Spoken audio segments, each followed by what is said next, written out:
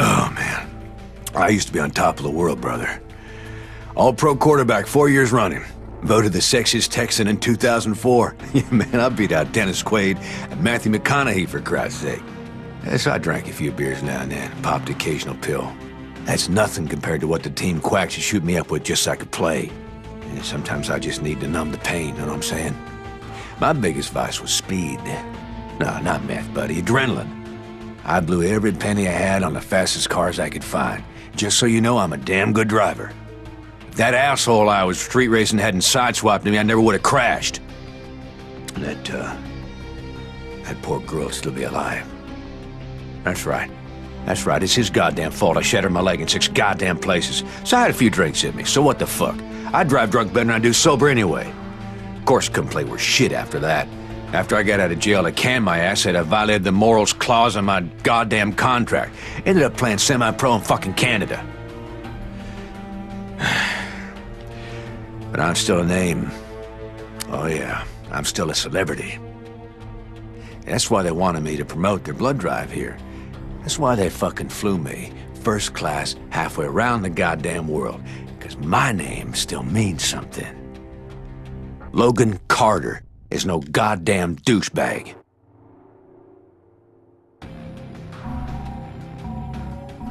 I hate rich assholes. Which is fucking ironic, since I'm expected to put my bloody life on the line for them. That's what they pay me for, this pricey hotel here. To be a bodyguard for the rich and famous fuckwits who come to Benoi to blow their money. I used to be a cop, a bloody good one. A vice detective in Sydney. You know how many female half-Aborigine detectives there were before me? None. You think it was easy? Suffering the abuse of my so-called colleagues. Half of them hated me because I was a girl, and the other half didn't like the fact that my mum was a Koori. So I came up the hard way. I busted my ass. It took me 12 years to make detective, and that still wasn't enough. It's an old boys' club, you know? The whole justice system is a fucking joke. Teenage drug addicts get put away forever, and old white wankers who steal fucking millions get away scot-free. One rich bugger I investigated was clearly molesting his 14-year-old daughter. But he had too much pull with the politicians, so I couldn't touch him. After the girl killed herself, I confronted him, but he just laughed at me. He pulled out a pistol and told me he could blow my bleeding head off and no one would care. Because I was nothing. A nobody. An abo bitch. So I fucking took his gun away and shot the bastard. It was self-defense, but I still got sacked. 12 bloody years down the drain. Worst part is, I didn't even kill the son of a bitch. I just gelded him. One day, I'm gonna have to go back and finish the job.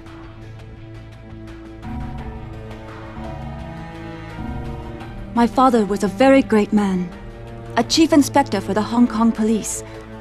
Even though he died when I was 10, I remember him very well. He was killed by an enforcer for the Wo Xing Wo triad, and I told myself then that I would follow in his footsteps and honor his memory. He taught me martial arts, and I continued to practice after he was gone. After finishing at the top of my university class, I joined the Hong Kong police and was chosen as part of the first all-female anti-organized crime squad. I worked hard. I did my best. But the men in charge never intended to put us on the front lines. They didn't train us the way they promised they would. They didn't believe any of us women were up to the task. We were only for show. Instead, my superiors sent me here, to this resort, to this front desk, to be an informer, to spy on wealthy Westerners. My father would not be proud of me.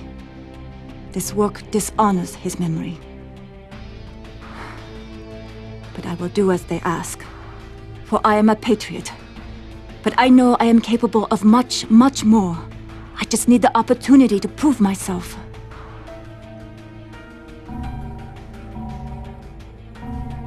I grew up in New Orleans, lower Ninth Ward. My daddy went to prison when I was 2. That's where he died. Angola. Mama didn't ever recover from there. Just drank and did crack. and any random motherfucker who didn't smack her around too bad. My nana the one who raised me. She run a washateria. We lived in a little shotgun house on Burgundy. From the time I was 10, man, I wanted to rap. I was into old school freestyle rap, and I'd be kicking ass at them battles, bro. But man, just couldn't catch a break. Nothing caught on. So, one Halloween, I come up with "Who Do You Voodoo, Bitch?" Just as a motherfucking joke, you know? Right to the top of the hip-hop charts like a motherfucking rocket. And suddenly, I was famous. Going to the Grammys, hitting the parties. Man, I had bitches up to yin yang. And for the first time in my life, I was making money. Shit. I was spending it as quick as I was getting it. I thought I'd made it, you know what I'm saying? That gravy train wasn't never gonna end. So I did another song, and another song, and nothing hit. Nothing fucking hit. Song after song, and ain't nobody give a shit. Been 10 years, man. And yeah, I can still get gigs, but all they want me to do is, "Who do you voodoo, bitch?" Shit. I used to play the big casinos in Vegas or Atlantic City. Now it's just Reno or Laughlin. It's a motherfucking cruise ship. So this gig here might be my last chance. I mean, there's some heavy Hollywood hitters up in there. If I could notice, yeah, I could be right back up on top there. You know what I'm saying?